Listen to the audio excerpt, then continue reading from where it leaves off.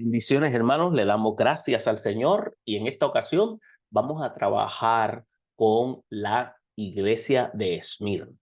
El mensaje de Jesús a la iglesia de Esmirna en el capítulo 2, versículos del 8 al 11 de Apocalipsis. Y vamos a leer los versículos del 8 al 11 y dice: escribe al ángel de la iglesia de Esmirna, el primero y el postrero, el que estuvo muerto y vivió. Dice esto: yo conozco tus obras y tu tribulación y tu pobreza, pero tú eres rico. Y le dice más adelante: y la blasfemia de los que se dicen ser judíos y no lo son. Por lo tanto, entonces le señala lo siguiente. Entonces dice: no temas, o mejor dicho, eh, creo que me salté aquí, cuando dice: y la blasfemia de los que se dicen ser judíos y no lo son, sino sinagoga de Satanás. No temas en nada lo que vas a padecer. He aquí, el diablo echará a algunos de vosotros en la cárcel, para que seáis probados y tendréis tribulación por 10 días. Sé fiel hasta la muerte y yo te daré la corona de la vida. El que tiene oído, oiga lo que el Espíritu dice a las iglesias. El que venciere no sufrirá daño de la segunda muerte. Y esta es la declaración que envía Jesús para que el apóstol Juan le envíe a la iglesia de Esmirna. Y hay una serie de aspectos importantes que debemos tomar en consideración. Y es la ciudad de Esmirna en el tiempo del apóstol Juan. Vamos también a ver cómo se identifica Jesús ante la iglesia de Esmirna y vamos a ver las razones para elogiar la iglesia de Esmirna, las promesas alentadoras de Dios para la iglesia de Esmirna. Y es importante entonces cómo estas son importantes de conocer en el proceso. ¿Por qué? Porque de esta manera vamos a ver de la manera en que Jesús supervisa a estas iglesias en el Asia Menor.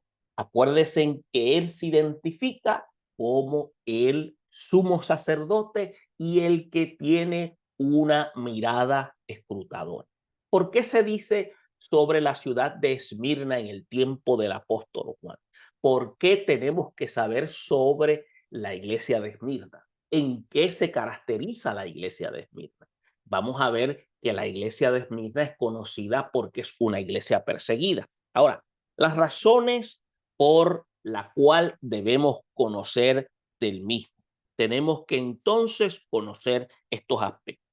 Tenemos que ver que es una ciudad portuaria del mar Egeo y quedaba a unos aproximadamente 24 millas del norte de Éfeso. Y hubo épocas en que llegó a ser la segunda ciudad en importancia en el Asia Menor del primer siglo, debido a lo que se llama la posición geográfica y marítima y también de carácter comercial. Y ellos se sentían orgullosos de ser una ciudad natal, de ser la ciudad de Homero, el gran historiador griego. Entre los templos que existían en Esmirna se destacaba el de la diosa Cibeles. Y cuando se habla de ella era la diosa de Roma, el del dios Zeus y el del emperador Tiberio. Esmirna fue llamada la puerta de los mártires también, pues ella, tenemos que ver que pasaron muchos cristianos que eran conducidos al martirio en Roma. También tenemos que entender que fue una ciudad en la cual fue testigo de la muerte de su amado valiente pastor conocido por Policarpo, quien fue quemado en el año 155 después de Cristo Y se dice que cuando lo llevaron ante el gobernador y éste le ordenó que maldijera a Jesús, este ministro de unos 86 años respondió, dice, 86 años le he servido y todo lo que me ha hecho ha sido bien. Entonces, ¿cómo podría yo, decía Policarpo, maldecirlo? Mi Señor y Salvador. Así lo quemaron vivo en la hoguera y en la actualidad la ciudad lleva el nombre de Izmir y está dominada por la religión islámica. Ahora, ¿cómo se identifica a Jesús ante la iglesia de Esmirna?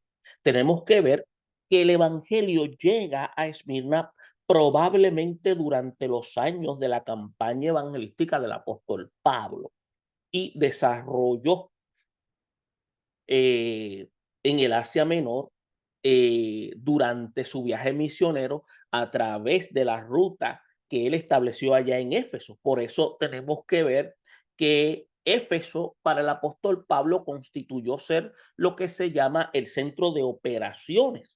Y usted puede buscar esa referencia en el capítulo 19, si no me equivoco, versículo 10 del documento de Hechos. Es por eso que el estado espiritual de esta congregación se puede detectar en la manera en que Jesús se presenta a la iglesia. Es por eso que usted va a notar que en el versículo 8 que leímos, el Señor se identifica como el primero y el postrero. Él es el primero por cuanto estaba desde el principio creando todo lo que existe. Por eso habla de esa manera. Es el postrero por cuanto permanece firme hasta el fin para poner las cosas en el orden que deben estar.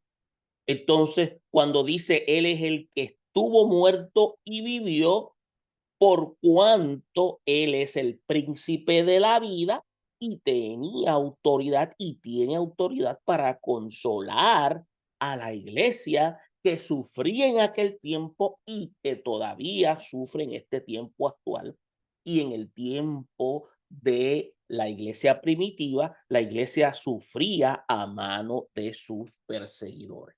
Y usted y yo podemos tener una idea de cómo era ese proceso y si usted quiere conocer un poco más, puede buscar a través del libro conocido La historia de la iglesia cristiana por el doctor Justo González. Ahora bien, habían unas razones para elogiar la iglesia de Esmirna. Jesús, si usted nota, no pronunció ni una sola palabra de reprensión a la iglesia, a esta comunidad cristiana, lo cual indica que su estado espiritual era uno que se podría llamar de carácter excelente. Es por eso que en el Apocalipsis, cual nos indica que su estado espiritual era bueno, podemos ver que el Señor la elogia a la iglesia por sus obras y su proceso de tribulación, y usted lo puede ver en el versículo 9. Igual que Éfeso, la iglesia de Esmirna había manifestado serlo por la obra del Señor y la evangelización en la comunidad donde está. Y esto le había traído mucha persecución y a la misma vez trajo un empobrecimiento extremo. Y se sabe que una de las tácticas que usaron los enemigos de los creyentes esmirneanos fue no emplearnos ni comerciar con ellos. En otras palabras, era una forma de ejercer presión. Y esto los dejó lo que se llama en una terrible crisis económica. Y de ahí que Jesús se refiriera a ellos a la pobreza en que se encontraban. Es por eso que podemos ver la frase tú eres rico, por la cual le quiere indicar y les asegura que la pobreza material no es un indicador de ruina. Por eso es que la riqueza que viene de Dios y las bendiciones espirituales no pueden ser afectadas por la persecución ni por la discriminación. Por eso que tenemos que tener claro que los que sufren por el nombre de Cristo deben confiar en que Él está en medio de su pueblo para bendecirlo. Y si algo debemos recordar era que podemos notar la blasfemia de los falsos judíos que iba a ser juzgada y castigada debidamente. Usted y yo podemos también hacer una comparación de esos enemigos de la iglesia como lo que se llama la sinagoga de Satanás. ¿Por qué se llamaba así? Era suficiente para que la iglesia de Esmirna entendiera que sus adversarios no iban a triunfar sobre ellos. Esta sinagoga de Satanás eran estos mismos judíos que entregaron hacia las manos de los romanos aquellos que proclamaban ser cristianos. Ahora, tenemos que ver cuáles eran las promesas alentadoras para la iglesia de Esmirna. Pues fíjese, Jesús expresa palabras de aliento, valor para la iglesia de Esmirna. Esos cristianos no debían tener lo que se llama ningún tipo de temor por lo que habrían de padecer y aún sabiendo que Satanás echaría a algunos de ellos a la cárcel.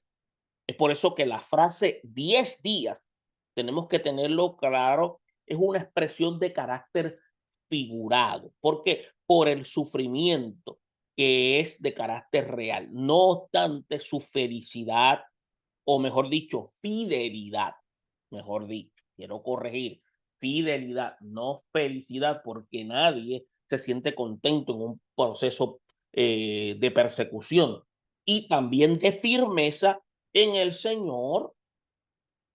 Era una garantía infalible de que recibirían lo que se llama la corona de la vida.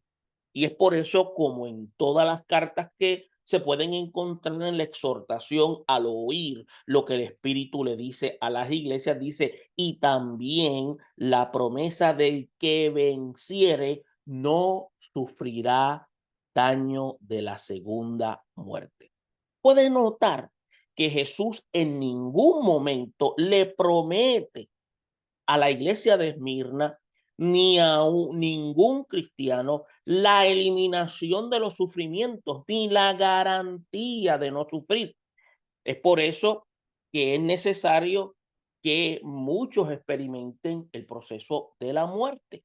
Lo que hace es asegurarse que la iglesia, que aunque sea perseguida, se mantenga fiel hasta la muerte y ellos recibirán lo que se llama la corona de la vida, la cual nosotros identificamos como ese regalo de inmunidad sobre la muerte, en la cual no sufrirán más la segunda muerte. Ahora, ¿por qué es importante que nosotros sepamos? Porque ya hay unas arras que Jesús ha dejado garantizadas para aquellos que han sido fieles. Y arras, cuando nos referimos a ellos, constituye ser garantía. Ahora, luego de haber hecho claro la ciudad de Esmirna en el tiempo del apóstol Juan, la identificación de Jesús ante la iglesia de Esmirna, las razones para elogiar la iglesia de Esmirna y las promesas alentadoras para la iglesia de Esmirna, consideramos entonces que tenemos que ver cuál era el mensaje de Jesús para la iglesia de Perga. Una iglesia que era permisible.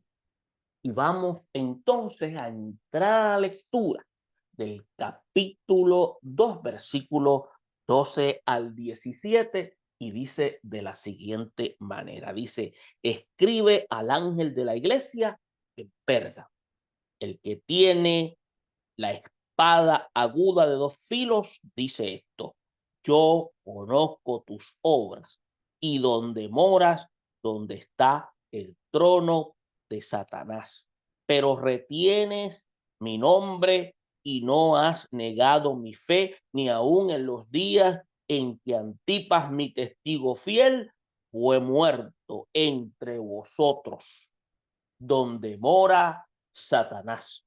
Pero tengo unas pocas cosas contra ti, que tienes ahí a los que retienen la doctrina de Balaam, que enseñaban a Balac a poner tropiezo ante los hijos de Israel, a comer de cosas sacrificadas a los ídolos y a cometer fornicación. Y también tienes a los que retienen la doctrina de los Nicolaitas, la que yo aborrezco. Por tanto, dice, arrepiéntete, pues si no, vendré pronto a ti, pelearé contra ellos con la espada de mi boca. El que tiene oído, oiga lo que el Espíritu dice a las iglesias. El que venciere, daré a comer del maná escondido y le daré una piedrecita blanca y la piedrecita escrito un nombre nuevo, el cual ninguno conoce sino el que lo recibe. Y vamos a ver una serie de aspectos importantes. Vamos a hablar sobre la ciudad de Pérgamo, su importancia político-religiosa.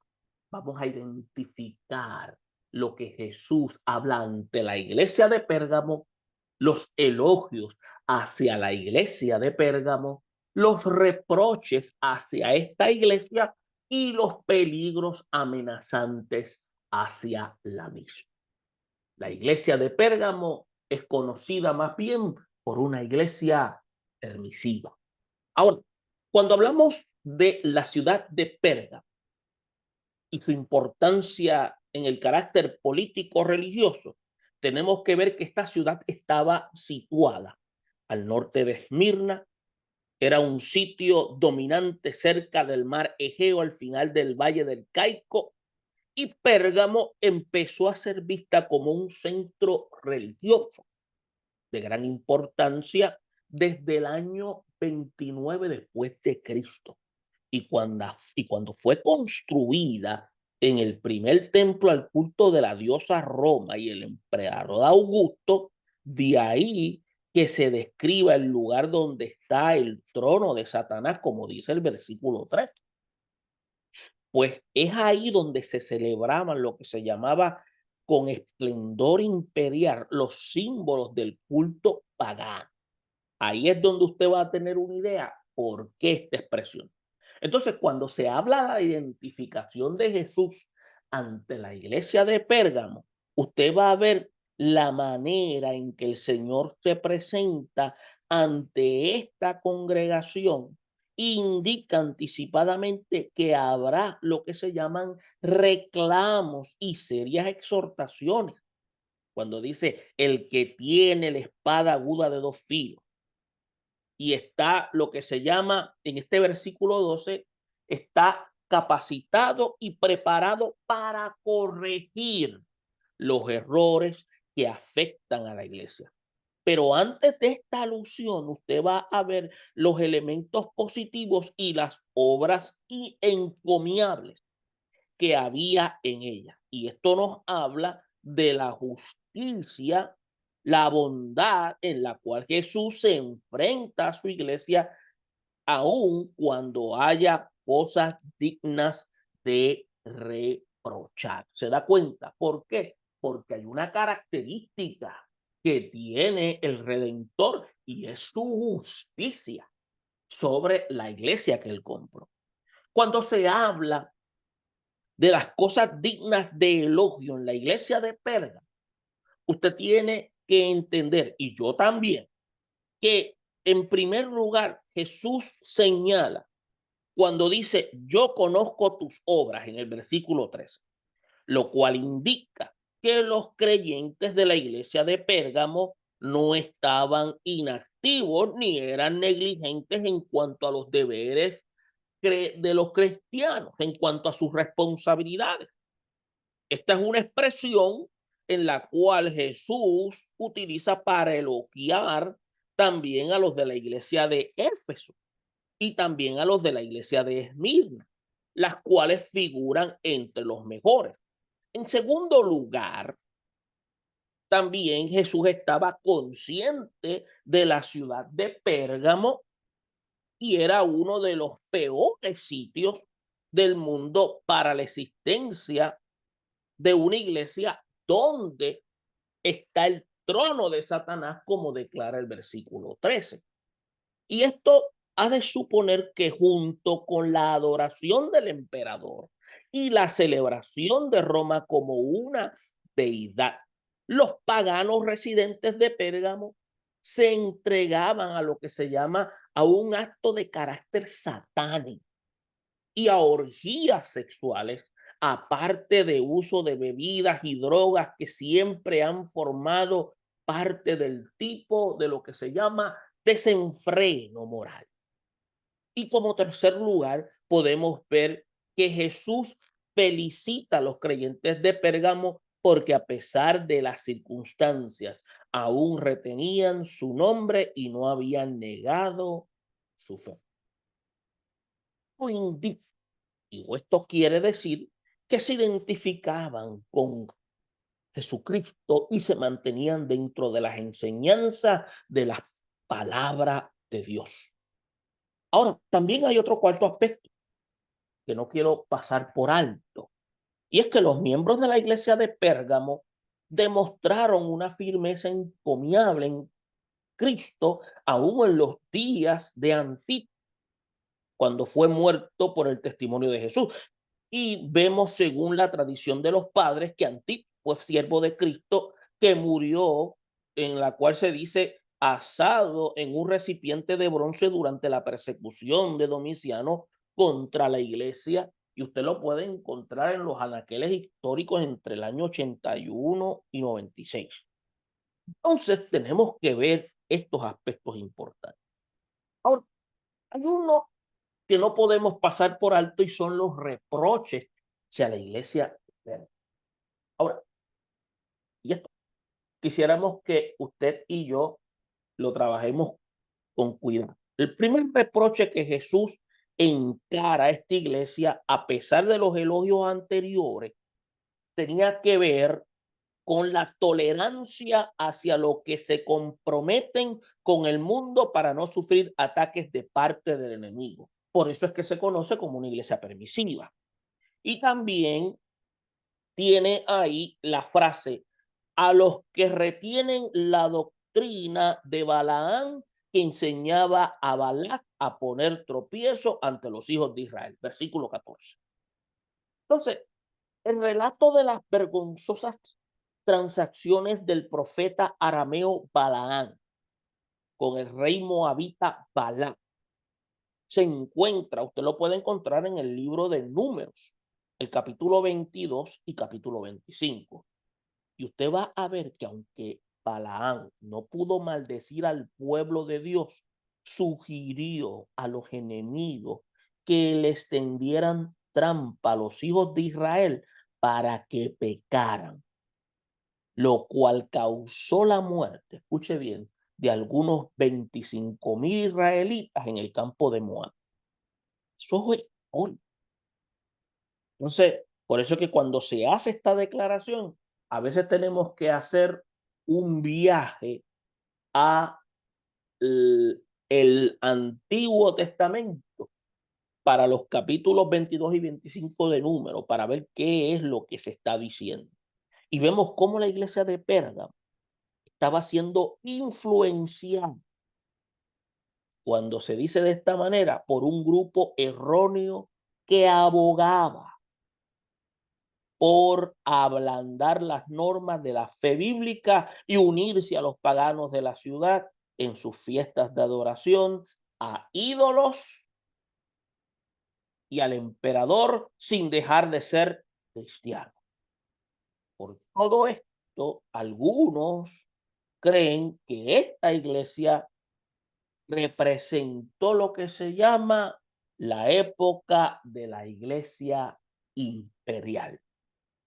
en que el emperador ordenó que todos aceptaran el cristianismo, pero esto solo trajo el mundo a la iglesia.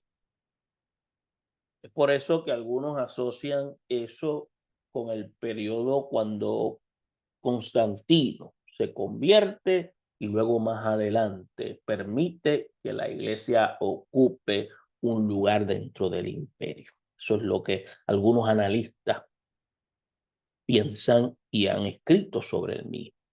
Entonces, ¿cuáles eran los peligros que amenazaban a la iglesia de Pérgamo? Y queremos señalar por lo menos estos aspectos importantes. Tenemos que ver que había un reproche contra la iglesia de Pérgamo que tenía que ver con la actitud tolerante y condescendiente con los que tienen la doctrina de los nicolaitas, según está declarado en el versículo 15. Por una parte, los que retenían la doctrina de Balaán estaban arrastrando a muchos de la iglesia a una vida desordenada, condescendiendo con el pecado, y por otra parte los que te retenían la doctrina de los nicolaitas, que se desviaban a los creyentes de la verdad doctrinal y de la disciplina cristiana. Por eso que podemos decir que la iglesia de Pérgamo se consideraba como un tipo profético de la iglesia imperial, la cual, por un lado, había gozado del apoyo y la protección del emperador Constantino en el 313 en adelante. No, por otro, se dejó invadir de la corrupción de los paganos que entraron a ella sin una verdadera conversión.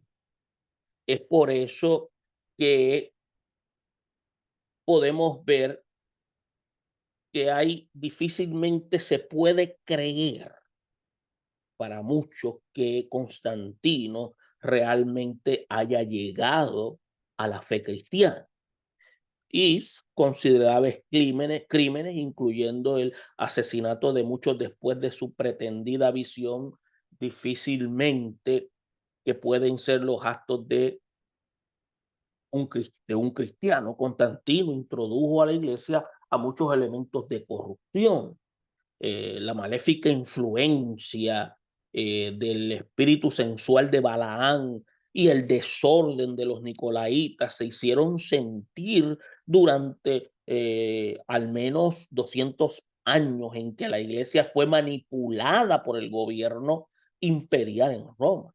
Además, esos síntomas espirituales siempre han hecho su aparición en la iglesia eh, de casi todos los tiempos.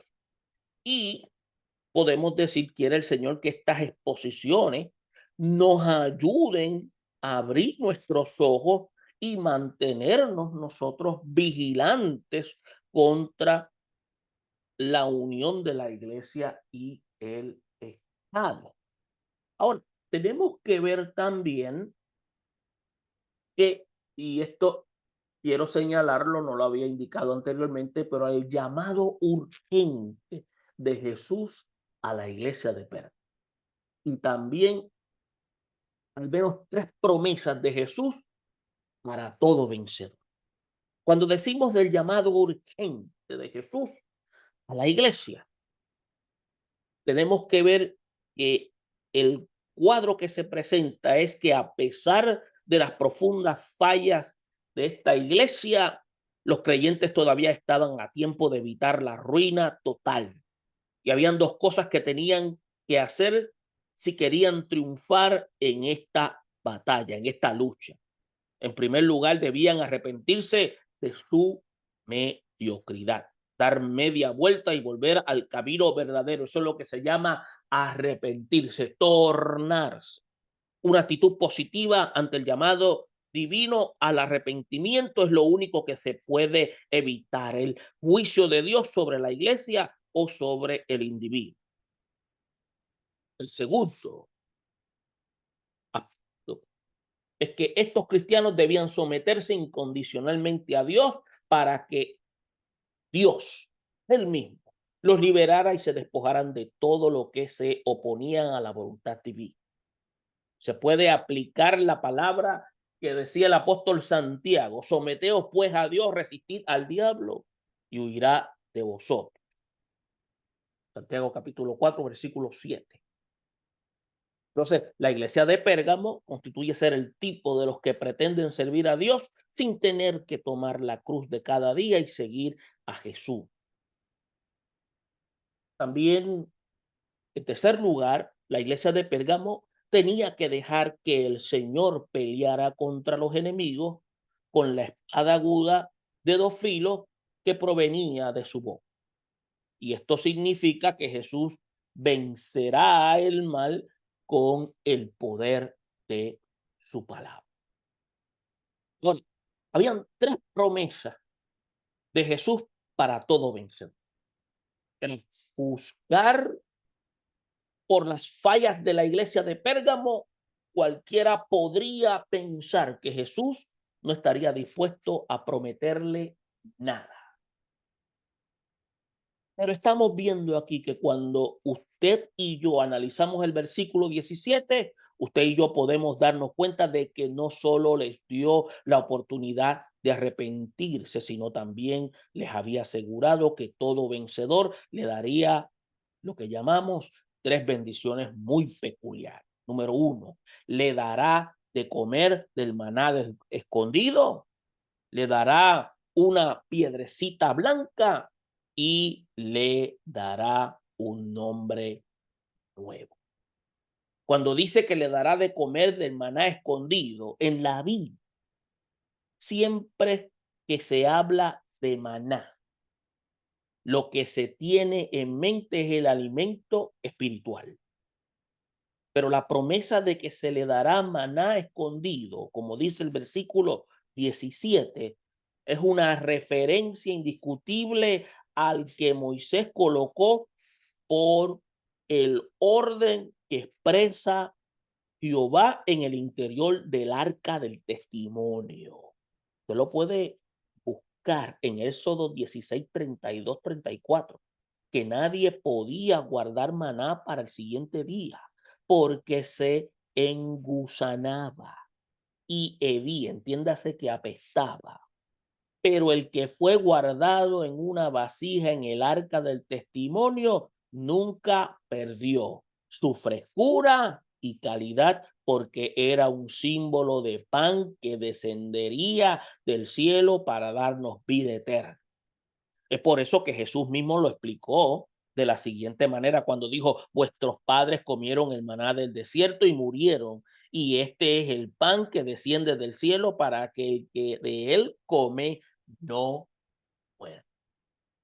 Yo soy el pan que descendió del cielo. Si alguno comiere de este pan, vivirá para siempre, y el pan que yo daré es mi carne, la cual yo daré por la vida del mundo. ¿Ven la diferencia? El mismo se entregó para que nosotros le probásemos y dejáramos de existir para ser como él. Entonces también tenemos que ver que habla de la piedrecita blanca, que es la segunda promesa que Jesús da a la iglesia de Pérgamo, que fue que daría una piedrecita blanca, y esto habla de la justificación por la fe. Nos recuerda el método por la cual un jurado declaraba inocente o culpable a un acusado en la corte. Una piedrecita blanca era un símbolo de inocencia, en tanto que la negra indicaba culpabilidad. De la misma manera, los justificados por la gracia de Cristo son identificados por la blancura, la santidad y la pureza.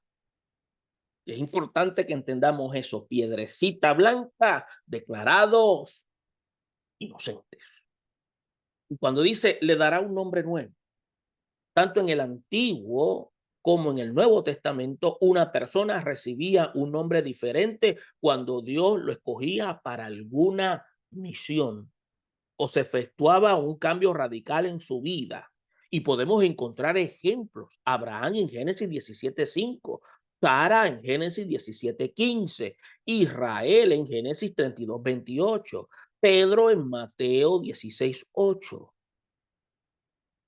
Cuando se dice que un hombre nuevo es símbolo de una nueva vida y no hay cuadro más apropiado para demostrarlo que es una promesa divina a la iglesia de Pérgamo.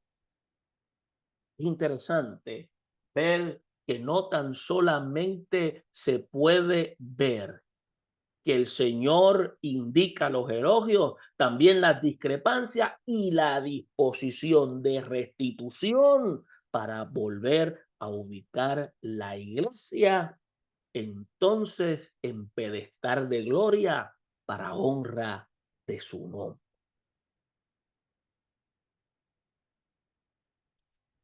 Y en esta sección tenemos entonces una porción para preguntas y esperamos que estas dos iglesias puedan haber sido puntos de análisis por todos nosotros para que nosotros comprendamos lo siguiente.